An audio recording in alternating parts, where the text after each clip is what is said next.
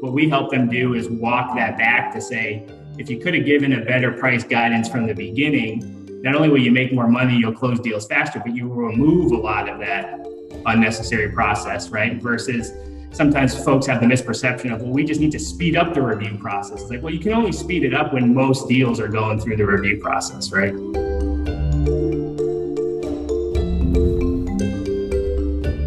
Welcome to UpTech Report. This is our Applied Tech series. UpTech Report is sponsored by TerraLeap. Learn how to leverage the power of video at terraleap.io. Today, I'm very excited to be joined by my guest, Jared Wiesel, who's based in Georgia. He's the Senior Vice President at Revenue Analytics. Welcome, Jared. Good to have you on. Thank you. Really appreciate the opportunity, Alex. Now, Revenue Analytics is a revenue management and price optimization software company. And what's fascinating is actually the history. In some ways, your chairman, Bob Kraft, started this industry of revenue management in the 80s. Is that correct?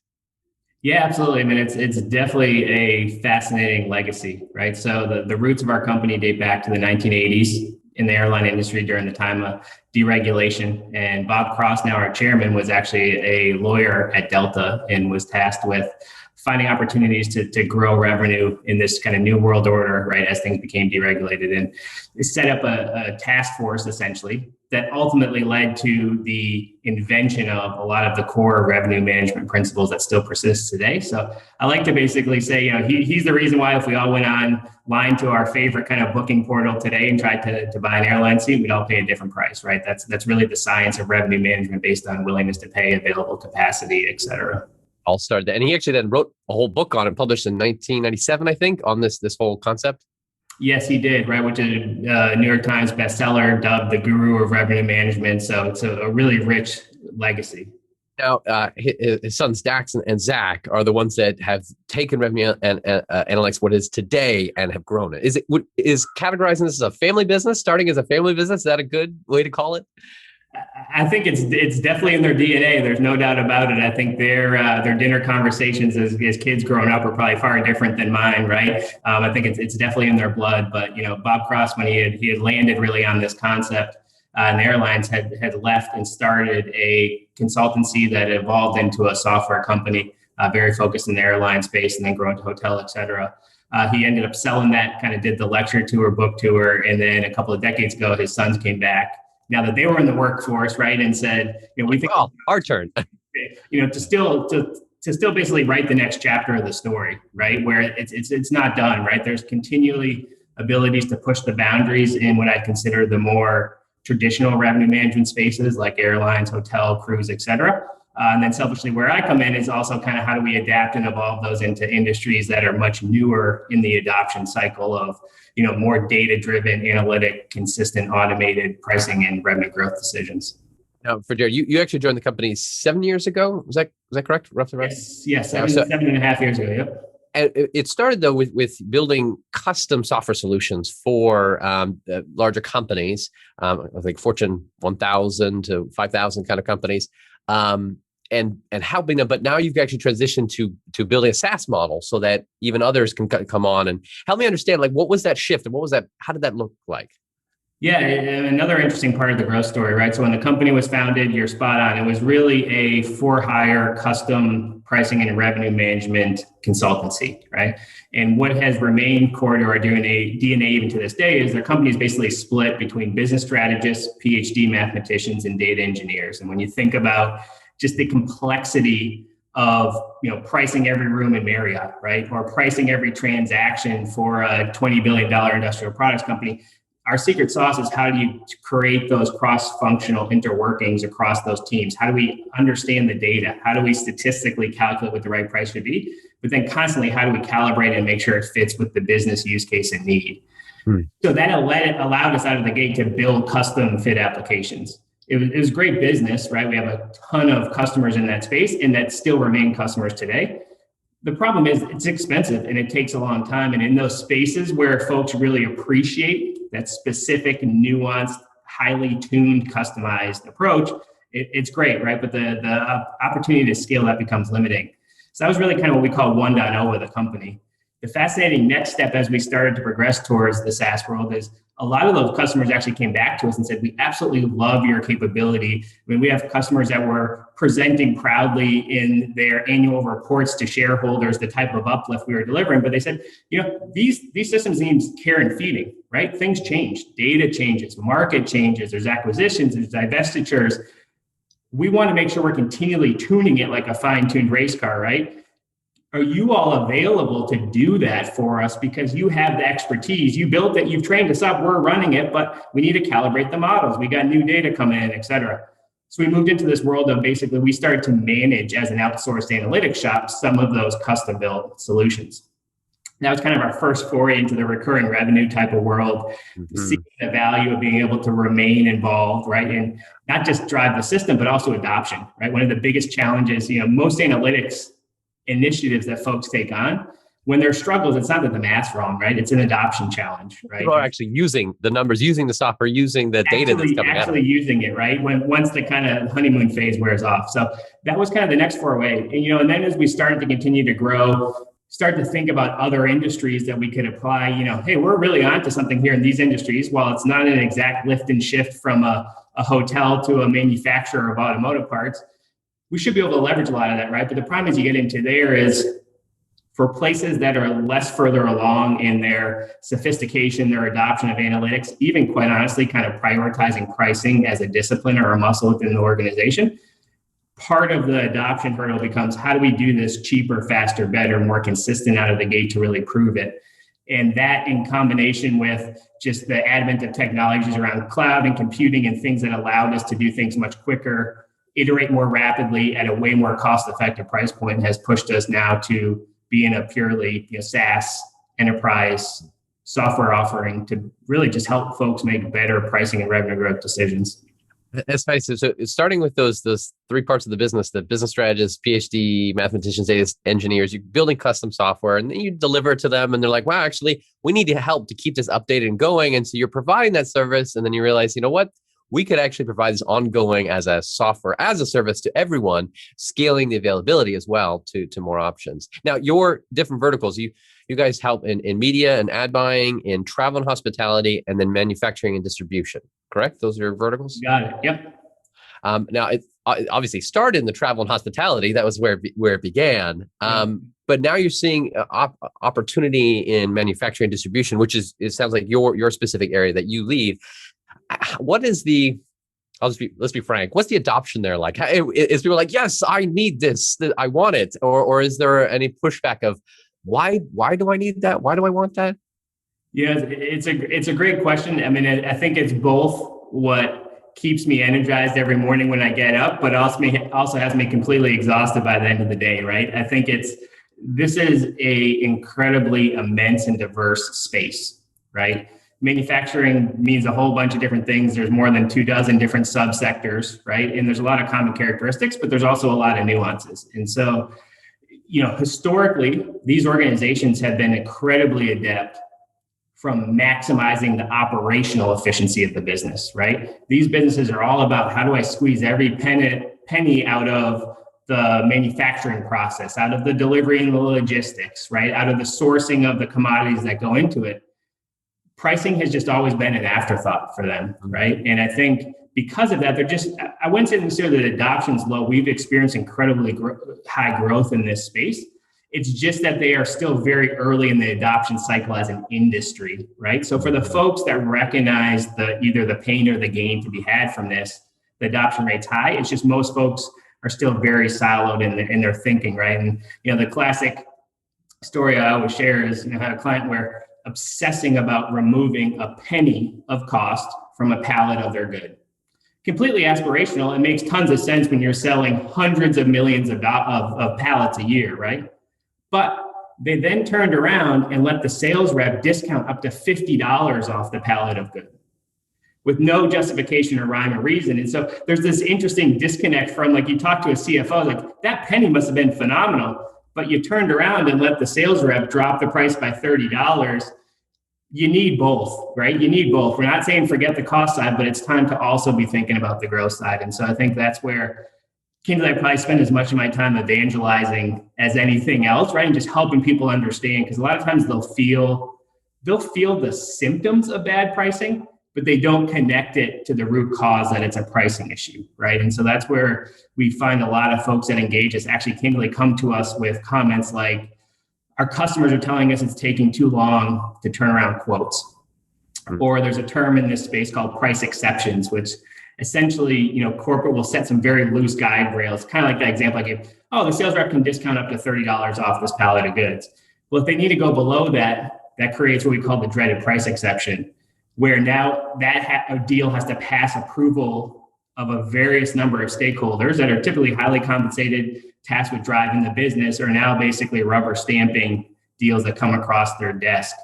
And that becomes a huge organizational drag with really no better outcome, right? So those are the kind of symptoms that people have been increasingly coming to us with. What we help them do is walk that back to say, if you could have given a better price guidance from the beginning, not only will you make more money, you'll close deals faster, but you will remove a lot of that unnecessary process, right? Versus sometimes folks have the misperception of, well, we just need to speed up the review process. It's like, well, you can only speed it up when most deals are going through the review process, right? So what does it look like in play? Like if someone starts to use this, how does it work? What's that interaction look like? Yeah, absolutely. So, kind of think about this in a couple of different dimensions. So first and foremost, being a pricing analytics shop, we got to get the math right. We got to get the price right? And really, in the simplest terms, this is about helping folks de-average their pricing, right? So the common starting point for most of these folks is they set some loose guardrails, they set some loose profit thresholds or desired pricing, but it's one size fits all. And I'm sure you can appreciate in this type of space, well, a customer that's bringing $10 million worth of orders to you should not get the same price as a transactional buyer that's going to cherry pick you once a year for a part. And of course, there's all kinds of shades of gray in between, right? Then you start to layer in things like, well, there's different products, there's different markets, there's different competitors, there's different strategies. So first we say, how do we statistically basically de-average that guidance? How do we find the attributes of every one of those deals that will signal a different willingness to pay? And then how do we give better guidance? And really it's all about how do we calibrate the guidance around where they've had success in the market. So this is not aspirational corporate pricing. The algorithms we've built over the last 5+ years is all about how do we calibrate where you've had success in the market? And then how do we continually recalibrate that logic so you keep striking the right balance of winning, but winning profitably and winning in the places you want to be winning. And so that's kind of the analytics at the highest level. It's if anything, someone probably, I would say, could do this. They probably are doing this. They're sitting there and themselves having to look, oh, here's the deal. As you said, it takes forever to come back because someone has to sit there and look, well, $10 million. Well, I guess that would be good. So someone can make these decisions, but it slows everything down. What you're saying is throughout the algorithms that you guys have researched and built, along with the historical data that the company should already have, that should be able to be automated. It should be able to automate the price guidance, right? And I stress guidance, right? So, and there's a reason I stress that is in today's environment in this space, most transactions are still done human to human, right? I think there's a seismic sea change coming where this space is eventually going to go digital like many others, which creates a whole nother leg up of opportunity for these analytics. But even today, it's just about informing a better starting point or giving the rep some confidence, removing the time they would have spent researching what the right price is, and then removing the time everybody's going to debate it, right? And so, the classic example, like I have a customer for a $500 deal, it used to have to go through 8 rounds of approval. And these folks have day jobs. These aren't approvals of like people that are dedicated to this. Like this is going to a P&L owner of the category. It's going to an SVP of sales. It took 2 weeks. It took 2 weeks to get back to a customer to tell them whether we could give an extra 5% discount. Now, the answer isn't to just automate all those as a yes, right? We're not in the business of rubber stamping things, but we typically find that we can remove up to 3/4 of all those exceptions by getting the right price guidance out of the gate. Because again, every customer's got a different willingness to pay. And if we can hone in on that spot out of the gate, that removes it, right? Then you manage by exception. So it's almost like there's 2 parts that comes to my mind. You're not saying that suddenly in industries like manufacturing distribution, that's going to be like the airlines where it's just all automated. They don't touch anything. No one actually thinks about it. maybe one day, but we're not there yet. But at the same time, it's those type of decisions when it comes to their desk. I can imagine they're feeling like, gosh, don't they already know that like what something like this should be? It should be yes or no, or because of these data. Are they feeling that, or are they wanting to still have that control? Or like, are they want to say, just figure this out? You should already know what's in my head. It's a very astute question. I think it's a little bit of both, right? So I think the good and bad is everyone has their perception of what the price should be. The bad part about that is it's all anchored on a completely different rhyme or reason. Some of them valid, some of them are not, right? And we go through this class, we call it a scattershot diagram, where we will actually take like a top selling SKU and we will plot on just a 2x2 chart, what's the price paid relative to the revenue of the customer. So give us your top selling SKU. It will look completely dispersed with no rhyme or reason. We typically see price will vary 300, 400, 500% for that SKU with no justification whatsoever. And again, some of that is the blessing because this is not yet in a digital world. It's a very opaque market, so they've been able to get away with it, but that's going to start to change. And at the very least, people can appreciate that if I don't set the price right, one of two things can happen. If I'm going too low, I'm unnecessarily giving up profit. If I go too high, I actually may risk losing the deal, and I probably would have been okay going a little bit lower. But how do I know that the permutations, right? Like the typical customer we have is selling tens of thousands of different products to hundreds of thousands of customers across many different channels. And so you might have a sense of kind of an average price, but when you start to break it down by all those different intricate dimensions, it's really hard to do anything other than reference your past deal, right? Well, I won it at this rate to this person, and you forget that was $1 million deal and this one's a $10,000 deal. Or when you become the product line manager who's got their day job and every day they wake up to 300 approvals that they need to make, they're just going to do something simple like, is it above my gross margin threshold, right? And not really think about it. And so none of those are inherently bad, but that's where the power of the science comes in. Is it's a game of inches, right? And we just believe that we can be much more fine-tuned without slowing down the process at all. To do two things, right? Speed it up, but make more money. And you make more money by being more consistent, right? Mm-hmm. Just be more rational. So you're not debating it. Customers are getting what they expect. It's more predictable financially. It's standardizing the decision set of why would we price it this way? You're across the board. You made the point that each person will have a different perspective of, because of what I know, but they have no clarity of what everyone else has been doing or thinking. And so it's just really standardizing everything across the board in the organization. Exactly. So easier said than done, right? But that's where we've just invested an incredible amount. And again, kudos to the company's legacy. We're already standing on the shoulders of giants, but we had to adopt a lot of the science as well to just fit the nuances of this space. One of it being it's a negotiation. So we're not trying to optimize to 10 decimal level point precision, because at the end of the day, we still need to give the rep. There's an adoption element here that's critical, right? Because we're working a lot of times with sales reps that have been selling in this space for so long, to your point, that they come in with a perception. And so the bar we have to hit is basically every deal we have to re-earn our stripes as adding value to the deal, right? Because the one time we don't, they say, see, I knew that the price should have been $8 per widget instead of $9, right? So it's continue to hone the science at the right level. It's being transparent. We talked a lot about the math, but we spend a lot of time early on with our customers walking them through the paces. We've built the analytics now mathematically that once we have the data in a good spot, we actually just timed this for one of our large industrial products companies. We can price more than 2,000 products for them across a couple hundred companies in less than 10 minutes, which is billions of dollars of revenue flowing through, which is amazing from a computing power and scale. And that is done at the individual, every deal, every line item, every customer has a unique price. But there's no organization that's living in the world of an Excel update and price once a year that can make that transformational leap in 10 minutes, right? And so we also go through a very methodical process up front, going back to that evangelizing in this space. This isn't a muscle these organizations already have. So we also have a very purposeful delivery process where we're very transparent. We get their buy-in, we bring them along the journey so that by the time the guidance is out there, everybody understands where it's coming from, what's influencing it, and what's in it for them is the biggest thing, right? So now it's about, hey, Mr. and Mrs. Sales Rep, if you can price within this guidance, which you said you've already confirmed, calibrated to your market, and you understand how it's been collected, your deal is now instantaneously approved. There is no more 8 steps in following up and waiting for emails and, oh, Bob's out of the office this week, right? Now my deal is going to be delayed another month. I mean, I was on a call with a customer in Asia, and they were waiting for the sales approval from a guy in the US. And it's like, I'm just trying to close a $7,500 deal, and I have to wait for the time zone to catch up to get approval.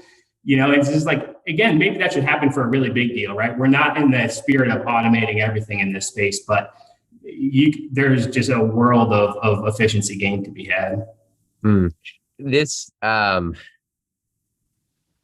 speed of being able to price everything so fast, that's the power of technology. But the adoption across the board, like now we have the pricing, but now let everyone start using it and believe in it and trust it and want to use it. That's a whole other piece. And that's why I think the power of or the existence of SaaS, software as a service, not just here's a piece of software and then nobody uses it. I think that you were mentioning that earlier. It's like, that's a whole other piece.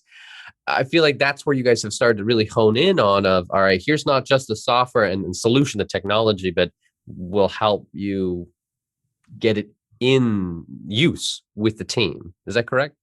Yeah, absolutely. So, there's a couple of key points to that. So up front, right, when we're implementing the capability, we spend an incredible amount of time, walking in their shoes. We want to understand what they're going through. We want to understand it. We get that to some degree, everybody's a special snowflake, right? Or they at least want to appreciate the fact that they are. So we want to understand those nuances because, again, we got to re-earn our stripes on every deal, right? So we want to understand what would make you decide to price differently. We want to understand their systems, where their starting point is. And so that's a big piece of that empathy and training. How long does that typically take, by the way, that onboarding process? So we're generally a couple of months.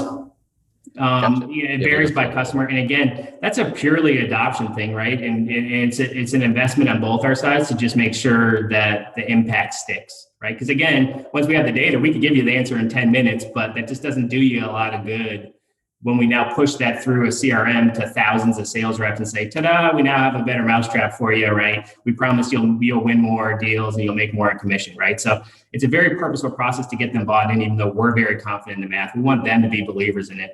We were going through a training the other day with a customer, and we're rolling this out to their sales force in North America. This is not aspirational pricing. This is not the CFO told us we have to make at least 50 points of margin. Get out there, come on, go team, right? We walked them through very purposely the math that we've developed that is specifically designed to calibrate on the sweet spot where them and their peers have had the most success winning business. Right. And we start there. And so this should help them, right? Which isn't probably the term that they usually believe, right? Because I'm sure you get a lot of that, I'm from corporate, I'm here to help type of thing. But we want the stress test. We welcome that. We want sales reps to be pushing back because it's only going to make it that much better. Then when we get it out there, we're very focused on, these are the metrics that should give you confidence in this, but it's not a one-time set and forget it, right? Which is the other power of the SaaS is that even if the math is right, and even if the sales rep is doing everything they can, I mean, a lot of our customers right now are going through incredible inflation challenges, right? Lumber, paper, pulp, metal, you name it, right? They're going through really interesting dichotomies in their business where there's certain product lines that are sold out and have lead times of months, and the other half of their business is just sitting there waiting for offices to open up, right? And so you kind of got everything in between. And so you need to make sure that the math is calibrating for all of that on an ongoing basis. Is that something that you guys do? Is that something that you guys do based on knowing the current trends? You are able to adjust the algorithm, so it's not just saying, all right, this is the algorithm that should be accurate all the time, but to today's market? Yeah, so there's a couple of different dimensions to that. So the core logic behind the algorithm, which we've invested an incredible amount, that have an incredibly talented team of PhDs as well as business strategists and data engineers around it that have been working with the customers are at the forefront of this, is how do we leverage the best of machine learning and artificial intelligence to auto-calibrate this guidance, right? And so the notion is we put the guidance here. If we start winning more deals here, we should tighten the guidance and raise it. It's almost like a continued series of test and learn because, again, it's an opaque market. It's not like a hotel where I can go out and understand on the web all my other competitors' price. There isn't that available, which gives you some leeway, but that means there is really no idea of where that sweet spot is to drive the right KPIs. And so the model, you can calibrate and set the guardrails so you feel comfortable around profit threshold, win rates, volume realization. We can tune those KPIs and then let the math auto-calibrate over time. The power of that is we often find for most of the products, you actually could get away with a little bit of higher price because naturally it's not picking on, but naturally sales reps are going to choose the path of least resistance, right? And default to a little bit lower. But then the flip side is you might get up to a quarter of your products. Actually, we're going to end up a year later with lower prices. But the difference is it's only where mathematically that's making it up, right? You're putting more dollars in the bank. You're putting more wins on the board versus just the hypothetical, geez, if I could lower my price on this, I would win more, right? So it's a really neat functionality that what we found is it continues to, folks get a pop out of the gate with a lot of SaaS investment, and then it kind of tapers off, right? What that auto calibration allows us to do is to continue to drive sustainable outcomes. But that's just the math, right? The second piece then is the other big differentiator for us, because we get it in this space. This is not a plug the widget in and be done. We offer different tiers of service where that same cross-functional group can do everything from just make sure the math is continuing to calibrate to your business, all the way up to what we call Team Boost, which is an added service where we can actually be an extension of your team. So I have some clients where, they're paying for full or part-time staff members to constantly be working with the business to test strategies, to evolve for more forward-looking things that they maybe don't have data for today, but that we want to get out ahead of, right? And that can be everything from, we get calls all the time of, lead times are looking tough next month. Let's go ahead and adjust pricing now, because they're starting to build that muscle of like, well, that's a better way to calibrate demand than just tell people we don't have it. Let's start only selling the precious few we have to people that are willing to pay more, right? As an example. Or, man, inflation next month's going to be really tough. Do we need to adjust things up or down? So there's still some strategy to it that we help them think through and then execute as well. Got it. What can you share on your roadmap? What's coming up? What you're excited about? What you're either have launched or will be launching soon? Absolutely. So, there's a couple of dimensions to this. So in the capabilities we've already launched, a lot of where we're focusing today is we're preparing for that next wave, which is this space will eventually be more digital. It's a long way until it's going to be, what we all experience as consumers on Amazon, et cetera. But folks are starting to dip their toe in the water, whether it's their own portal for just reorders for existing customers or some more aggregator sites. And so a lot of what we're working on now to adapt our existing capability science to how do we operate that in a world where there is no human interaction, right? And there's a couple of different dimensions to that. One, you got to get the price even more right, because all else equal, there usually isn't going to be that opportunity to negotiate, right? At least on smaller transactional deals. And so we're working through a lot of early use cases with that with our customers. The second fascinating thing is, we're a pricing, but we're also a revenue growth company, right? And one of the other pieces we've just organically started to develop with some of our leading customers in this space is you think about the transformation from I'm a sales rep selling to you. I've developed a personal relationship. I understand your business. If I'm doing my job, I'm not just taking your order. I'm proactively recommending products, right? Mm-hmm. What we typically find in this space is for our average customer, for our customers, their customer probably needs 4 or 5 or 6 or 7 other products, but they only sell them one, right? And so another big breakthrough piece for us that we recently launched and we're starting to see some really strong adoption is around product recommendation, which is very different in this space because it's like Amazon for your B2B business, but it's more nuanced than that, right? Because there's application fits, right? It's not just say, hey, you can offer up anything, right? Just because I bought a red t-shirt, now I should suddenly buy a pencil, right? Like that won't make sense in a B2B world the way maybe it does in a consumer. And so that to me is really going to be the yin and yang with like, now it's not just about getting the right price and trusting that the sales rep has offered the right product. The next frontier, we got to offer the right product at the right price, right? And so it's that intersect that's had our team incredibly jazzed, and we've had some great early wins on it. But candidly, that's also where we just need the technology. We want to be ready, right, and at the forefront, but we need the technology and the folks to catch up enough to be willing to transact more in that type of world. Yeah, that 1-2 punch that makes it possible. So what I'm fascinated is this future that you paint in the B2B world, that it could become more like the consumer world, that a lot more transactions are going to happen digitally. And I'm wondering if that actually could concern anyone, like the really like, especially manufacturing distribution, like what, everything would go digital. We wouldn't have salespeople doing these interactions. Like, how is that going to change everything or not?